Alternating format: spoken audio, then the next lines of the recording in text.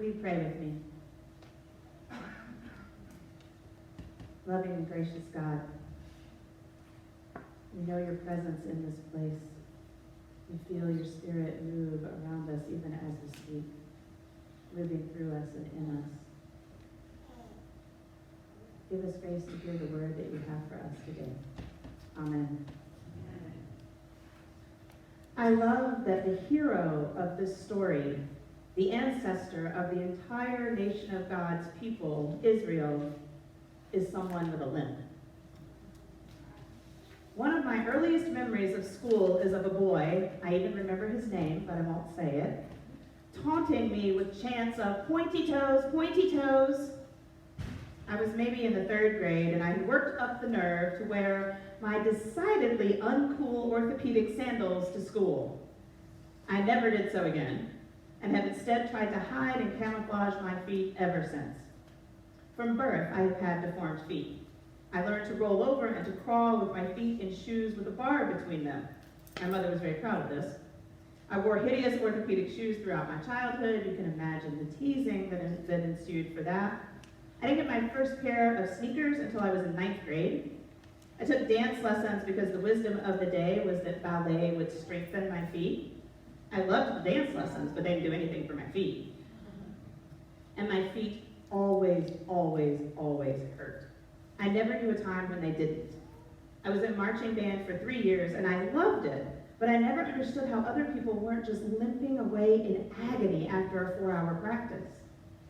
One of my exes once said to me, "Just tell me when your feet hurt, and we can stop walking." And without thinking, I said, "My feet always hurt." Through the years, I've had lots of podiatrists, lots of orthotics, lots of orthopedic shoes. One podiatrist told me I'd be lucky if I was still able to walk when I hit my 40s. I've also had long periods of time when I've worn normal shoes because the pain wasn't bad enough to trump my own vanity. But last year, things were really getting worse. April noticed that I almost always walked with a limp. Even going upstairs to get a book felt like a huge chore. And finally, I tried one more podiatrist. She told me I had 2 choices. I could have surgery that would fuse the bones in my feet, or I could do braces. I chose the braces. First on the foot that hurt the most, and a few months later on the other one. This was a huge blow to my vanity.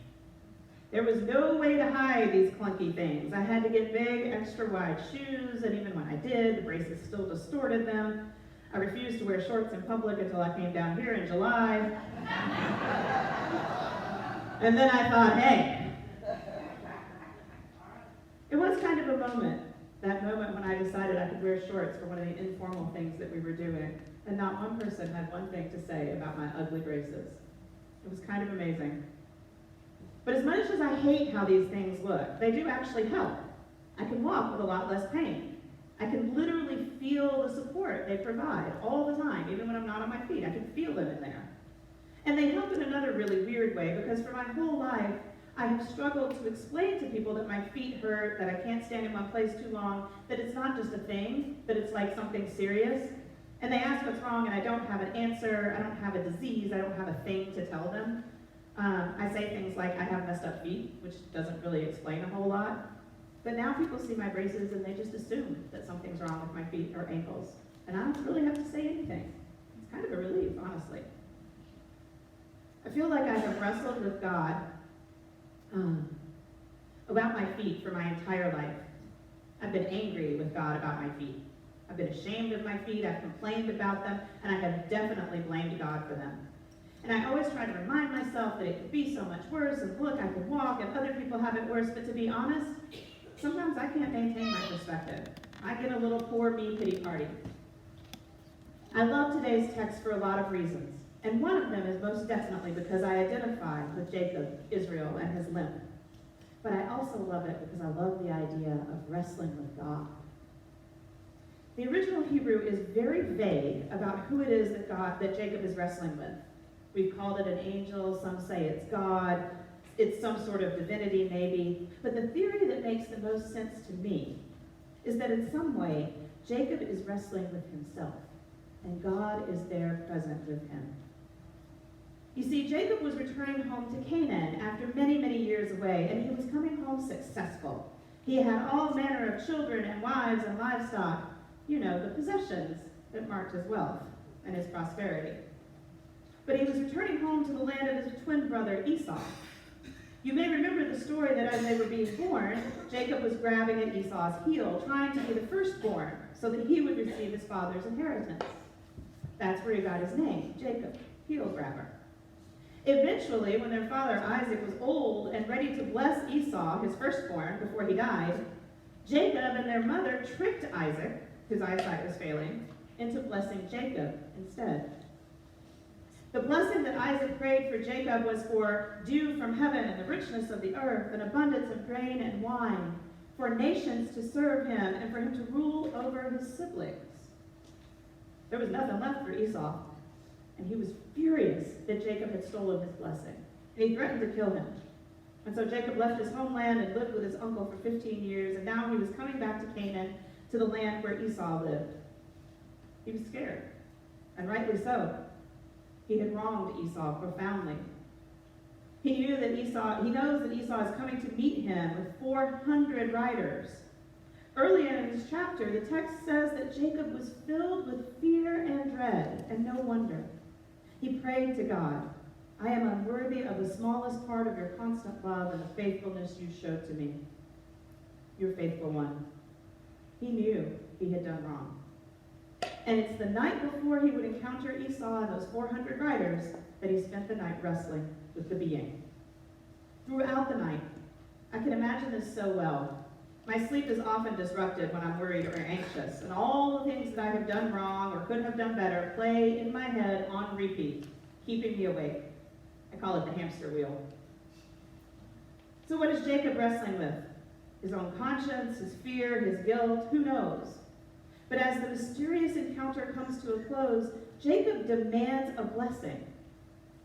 And the being with whom he wrestles gives it to him and also gives him a new name. He goes from being a shady heel grabber to being an overcomer because he wrestled with God and mortals and prevailed. We have no idea who or what Jacob was wrestling that night, but what we do know is that God was present because the story tells us that Jacob, now Israel, named the place Peniel, which means face of God. He saw God's face. Jacob spent that night wrestling in the muck of the problems that he had created. He had gamed the system, probably thinking that doing whatever was necessary to be successful was justified, even if it meant stealing his brother's blessing. Clearly the whole system was unjust, and perhaps that was part of the wrestling as well. Whatever it was, God was there too, not just watching, not just a bystander, but entangled with Jacob in his wrestling. God didn't fix Jacob's mess. God didn't prevent Jacob from getting hurt during the wrestling. And yet, after the encounter, Jacob was able to say with certainty that he had seen the face of God. As we learned in the book that we're using in our book study, Inspired by Rachel Held Evans, this is part of an origin story written down when the Jews were in exile in Babylon, when they were trying to preserve their religion in a strange land. So when the Jews were recalling where they came from, they would have told this story about the person who named their land, Israel, someone who wrestled with God and humans, demanded a blessing, and walked with a limp. I've wrestled with my feet my whole life, and come out with the blessing of still being able to walk, and of not having to explain so much these days.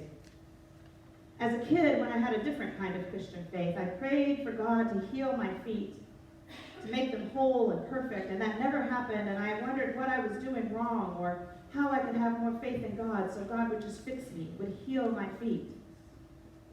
What I had missed was that God was there all along. Even as I struggled to do the things I wanted to do, God was with me, naming me differently than I named myself. Where I saw myself as broken and embarrassing, I believe that God named me as strong and resilient. So these days, I take my physical limp as a sign of survival and struggle, and a reminder that God is with me. Friends, we all have emotional and spiritual limps. We've all hurt others and been hurt by others, and yet our God is faithful.